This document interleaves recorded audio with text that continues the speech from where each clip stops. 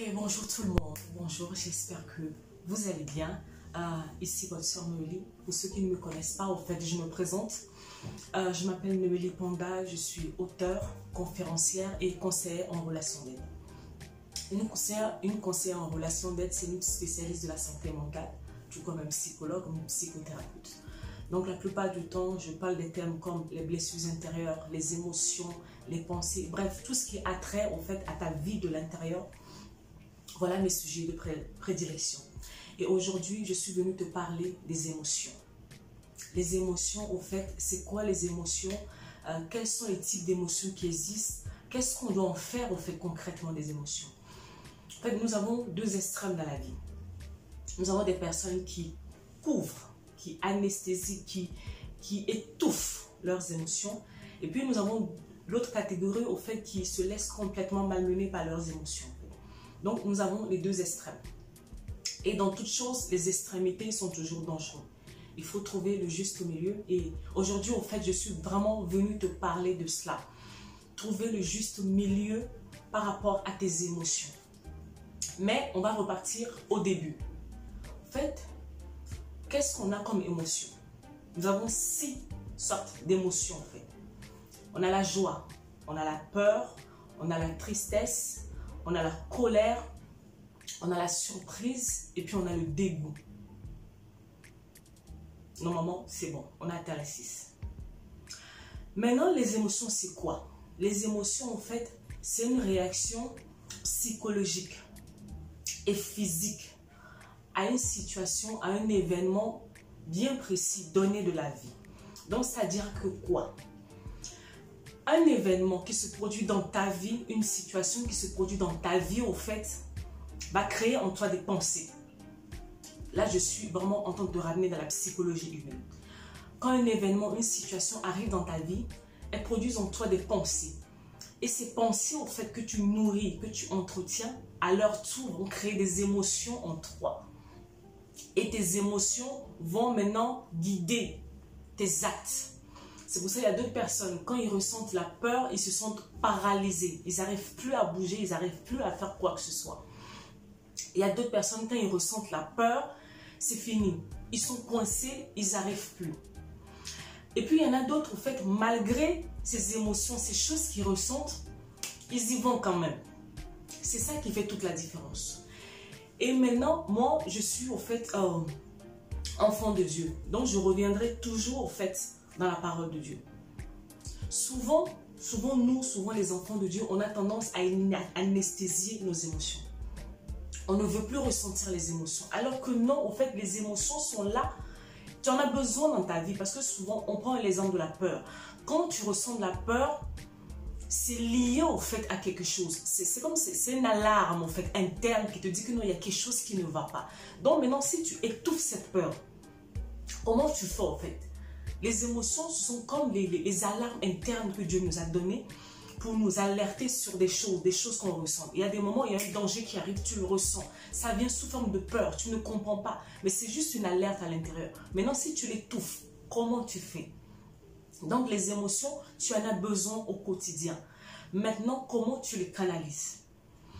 J'entends beaucoup de personnes, surtout les enfants de Dieu comme d'habitude, qui disent je vais prier pour que Dieu m'enlève la peur. Au fait, c'est un faux plan. Dieu ne viendra jamais t'enlever la peur. Dieu veut t'apprendre à pouvoir dominer ta peur, affronter les choses, aller de l'avant. C'est ça. La peur ne partira pas. Parce que c'est quelque chose, au fait,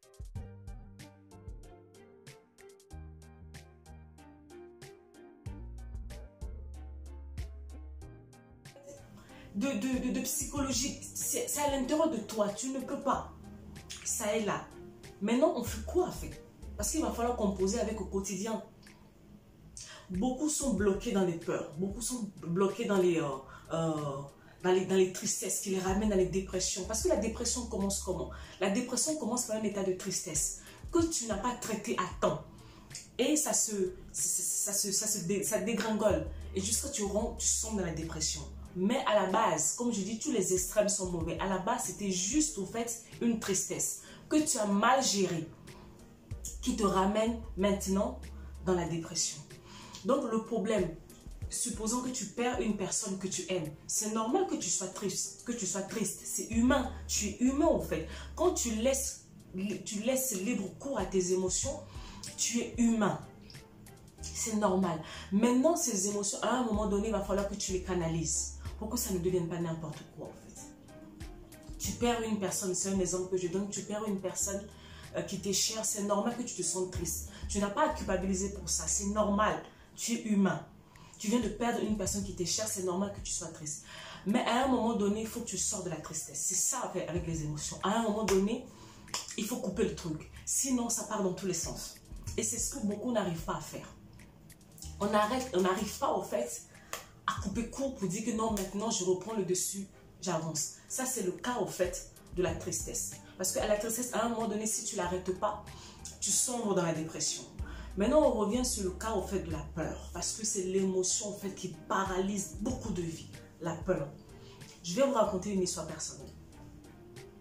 Il y a quelques années, au fait, je crois que c'était en 2015, je devais repartir en Afrique. Parce que bon, je viens d'Afrique, ça se voit.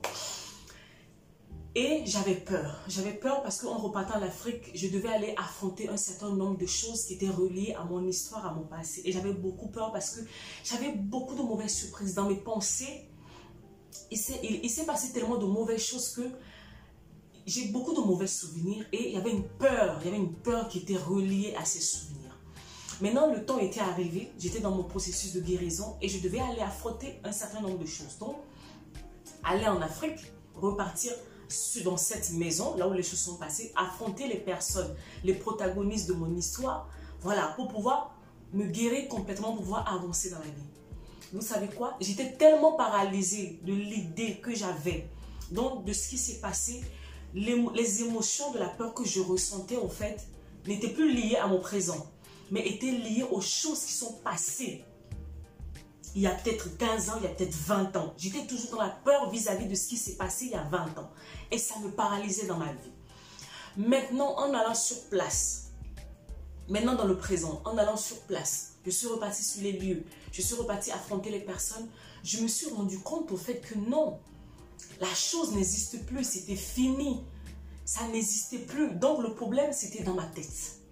Souvent, les personnes qui ont peur, qu'est-ce qui se passe?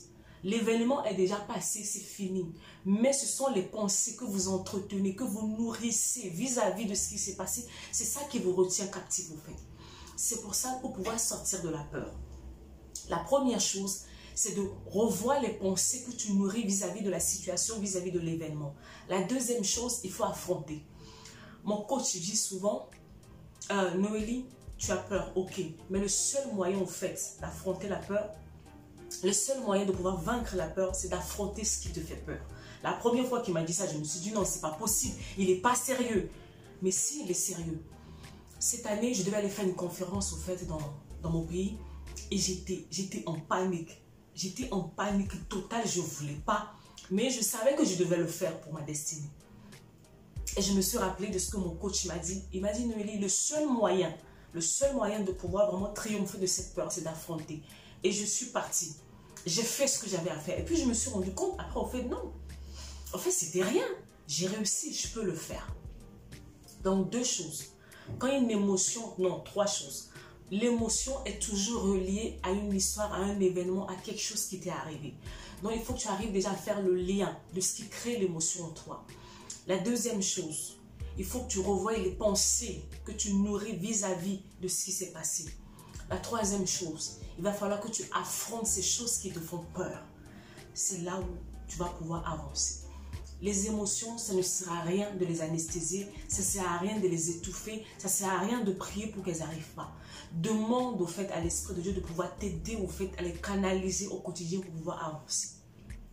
Je te souhaite vraiment une bonne journée. Si tu as des questions, n'hésite pas à me les laisser en commentaire ou venez me voir. Je suis sur Facebook, je suis sur Instagram. Je vais mettre mon adresse mail en bas. Et voilà. Je te souhaite une bonne journée et à la prochaine. Au revoir.